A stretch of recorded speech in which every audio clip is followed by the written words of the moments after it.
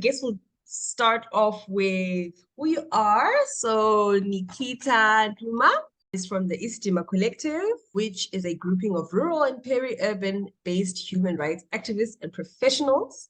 The focus of their work is improvement of the lived experiences and quality of life amongst the LGBTQIA+ community in the Eastern Cape. Now, Nikita, I don't want to go too deep because I want you to tell me about yourself. So I want to take that away from you.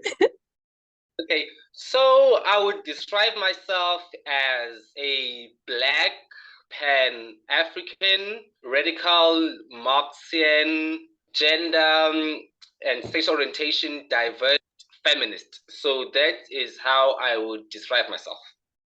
That is awesome. Wow. Pan-African, Marxian, feminist. That's awesome. And when you describe it that way, what does that look like for you on a day-to-day basis? On a day-to-day basis, so for me, I've been twice elected secretary of my debating society in high school, right? And then which is senior secondary, what you call high school.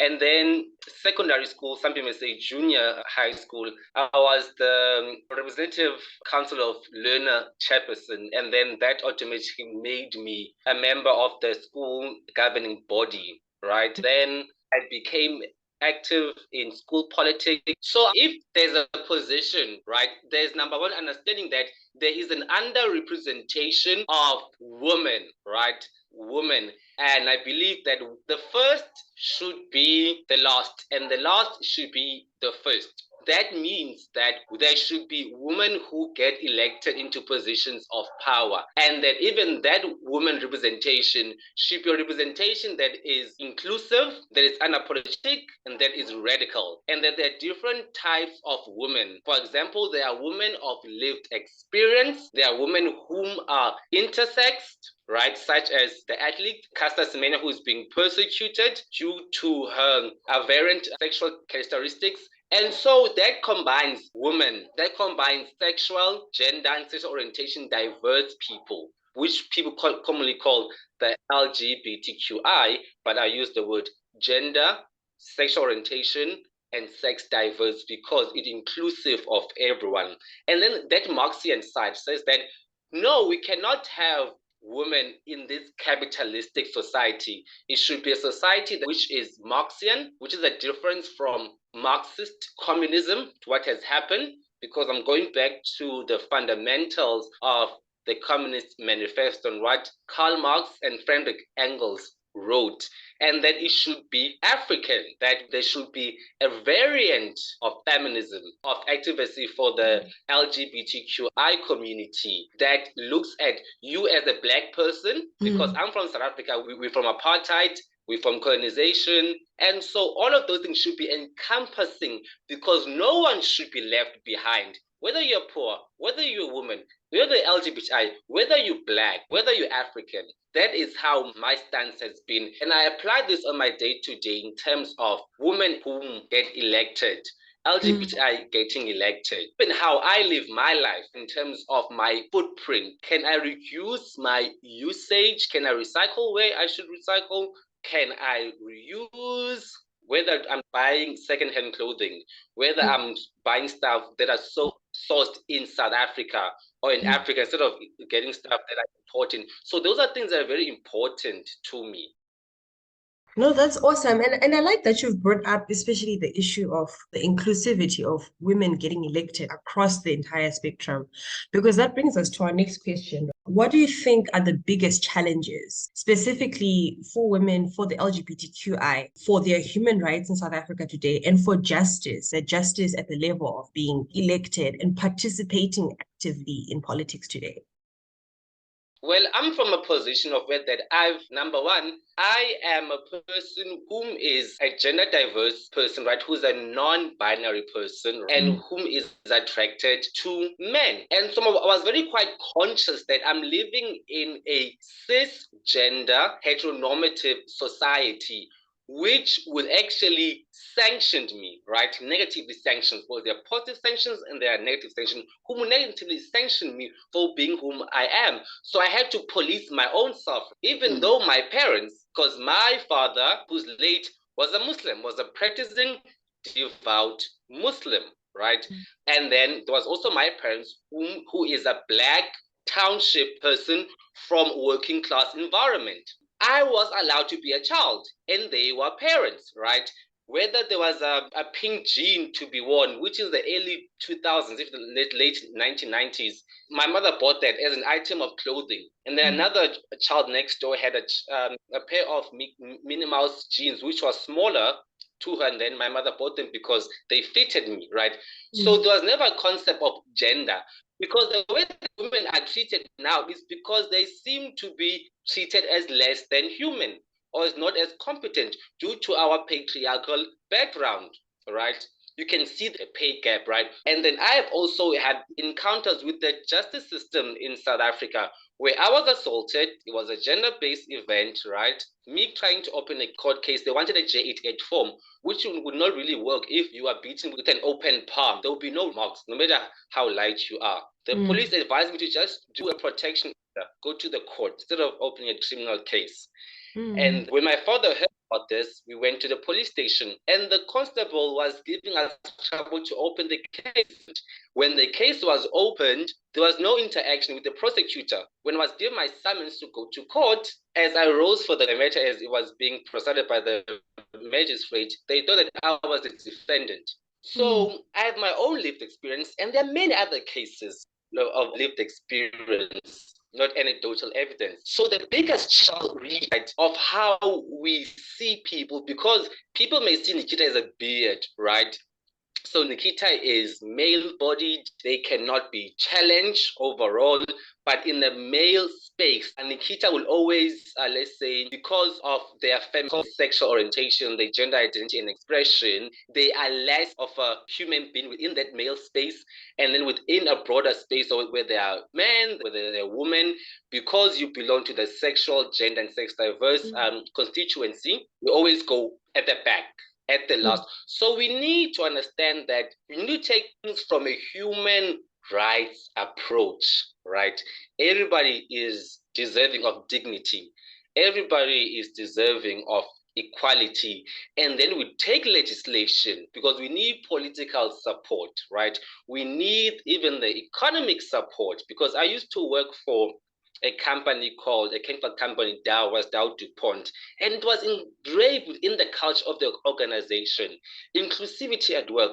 Bring your whole self to work. They even had ERGs, which is employee resource groups, whether it's for women, for people who have disabilities, or people whom are from the sexual gender diverse constituency. So we need to preach this in our households, in our churches, in the workplace, not just it should be jargon or to be left to politicians to.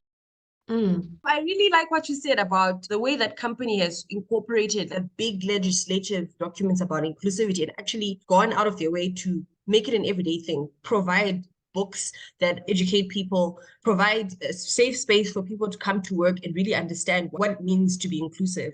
How do you think in our society today, not just in company settings, but in community settings, in interpersonal settings, justice in terms of gender can actually be achieved on a daily practicing basis? Because I think when it comes to human rights and when it comes to justice, it's not just a big thing, right? It's how you do it on a day-to-day basis. What initiatives do you think communities should be taking, people should be taking, companies, anyone really, to achieve that goal on a day-by-day basis?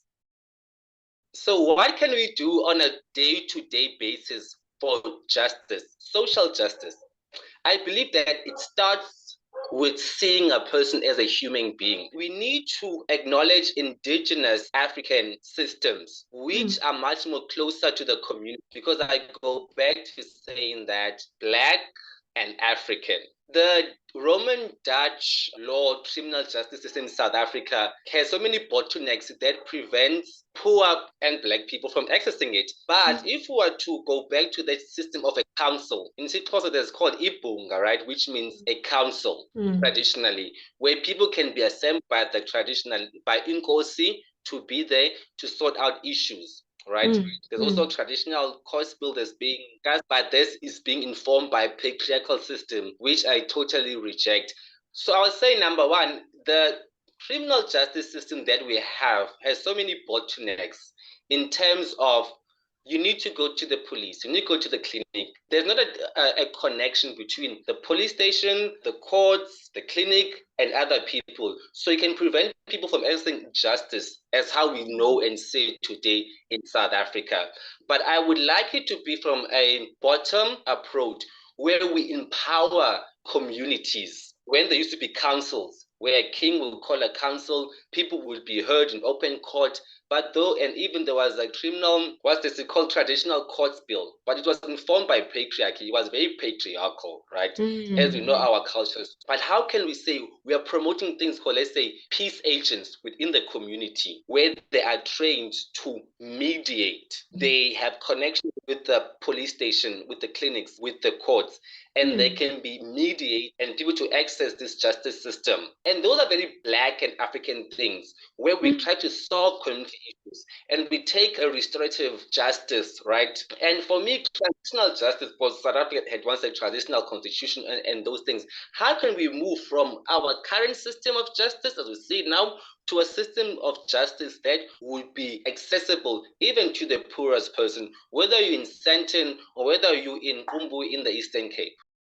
I think that's actually a very important point about, empowering communities. I was just reading an article a few days ago about how South African police services moved from being community policing, trying to build communities, just trying to keep the peace, trying to understand people. Basically, when you grow up with the cops around you and they know that this child in this community has had like a really bad break, maybe things happening in their family lately. So if they're getting into trouble, they're not necessarily a criminal. There just needs to be some kind of intervention. Versus fast forward to now, where the police service has become this criminal. Hey, all of the people, they need to be rounded up. They need to go to prison. They need to pay fines.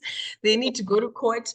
And I think that's definitely a very important thing to start considering and what that would look like. And so I suppose maybe you can then tell us from your side, firstly, what motivates you to keep going in what you're doing right now and trying to sort of build these things, because there are a lot of things. These are big issues. I can say we talk of justice. Justice for me is not something that is abstract, right? It's something that is real. We may talk of poverty, hunger, unemployment, gender-based violence, rape, inequality. But those are things that I experience. So for me, I knew that was the system that we have now is incorrect. We should be more inclusive. We should transform it. So that was me. I was born with that, right?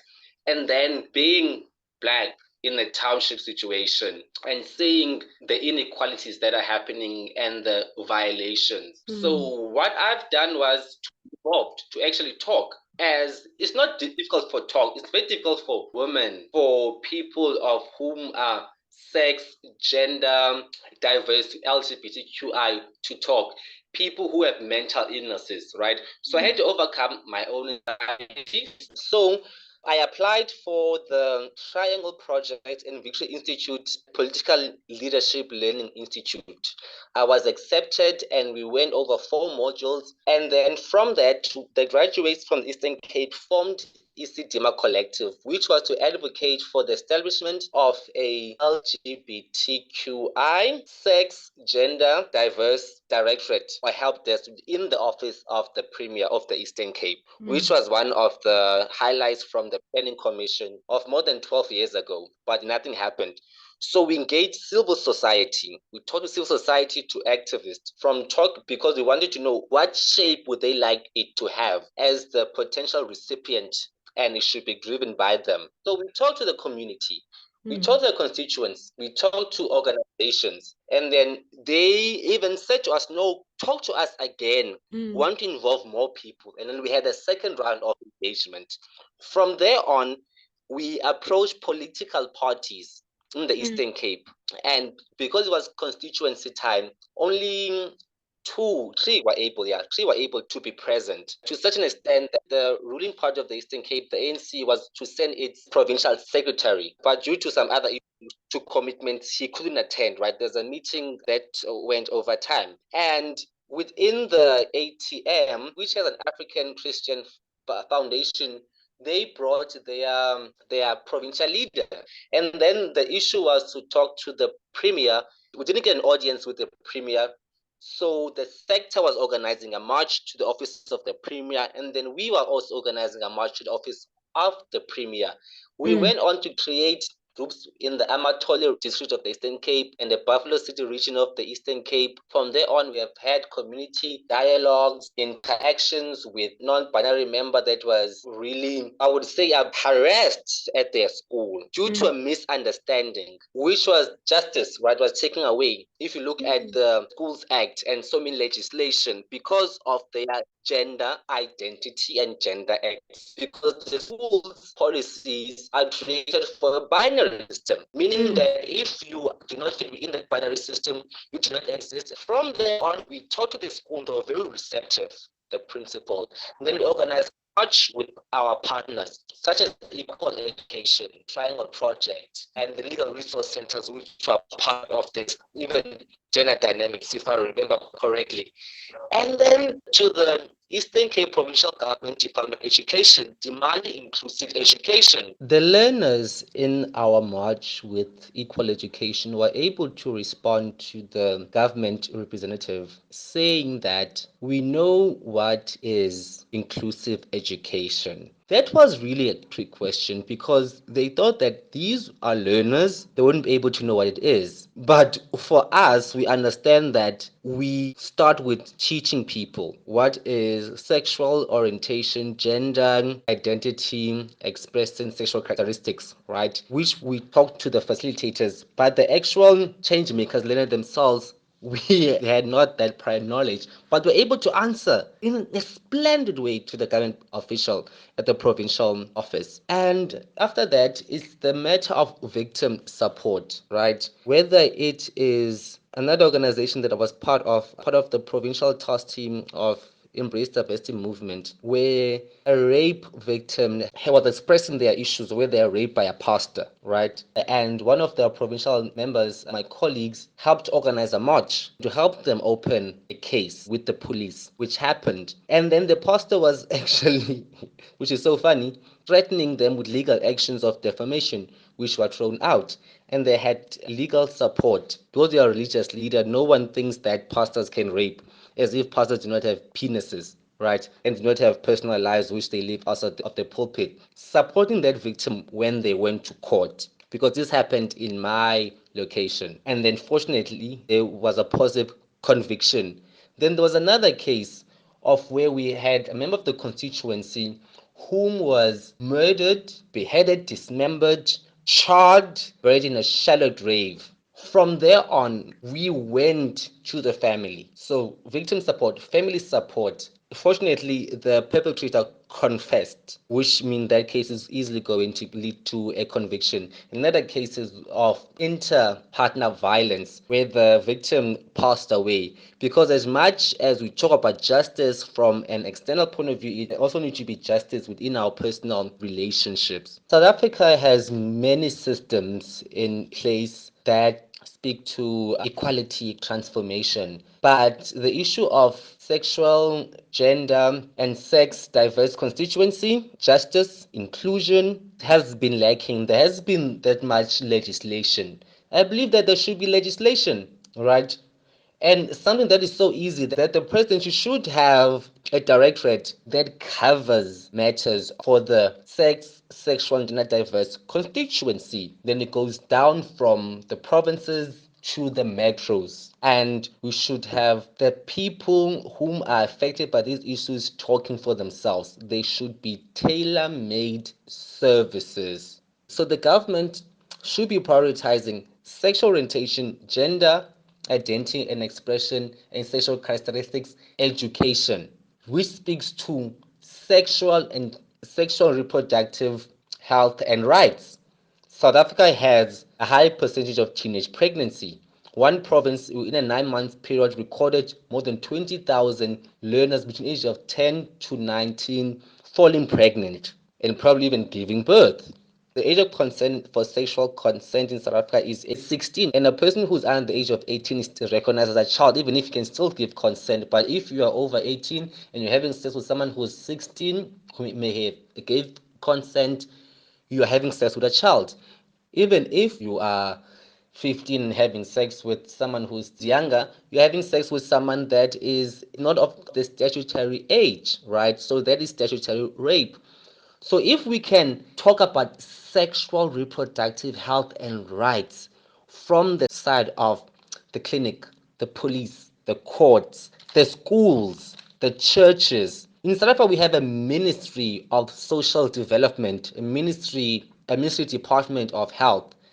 We have a department in the presidency, a minister for children, disabled, and women, right? There should be much more coordinated approach which is written in each and every single language of the republic, whether if it's recognized or not. So there should be education, there should be awareness. Because once we are empowered, we can talk. And it should be tailor-made. It should be where the youth can be able to offer these services. Because South Africa is a young country, and also training older people to talk. Train women, because people may find it very easy to talk to women, and also bring the men and make sure the men are actually trained. Because you find that in most of these cases, the men are perpetrators of these issues of gender-based violence, of hate crimes, of corrective rape, but we never talk of have they been talked to, have they been trained or not to do this. We should not be told to stay safe. Should we say to talk to men that stop killing gay and lesbian and trans people and non-binary people. Goes back to that education, that sexual reproductive health and right, that you had no right to do this. These are the rights of these people. Do not kill them, do not mock them, do not abuse them. You should be focusing on education because it does not even need that much of a budget. It needs just a facilitator to go to each and every school and to work with trade unions, with business societies, even labor federations, to go back to people, to talk to people's stockful, to talk to people's churches. We should be making sure that this is a social issue.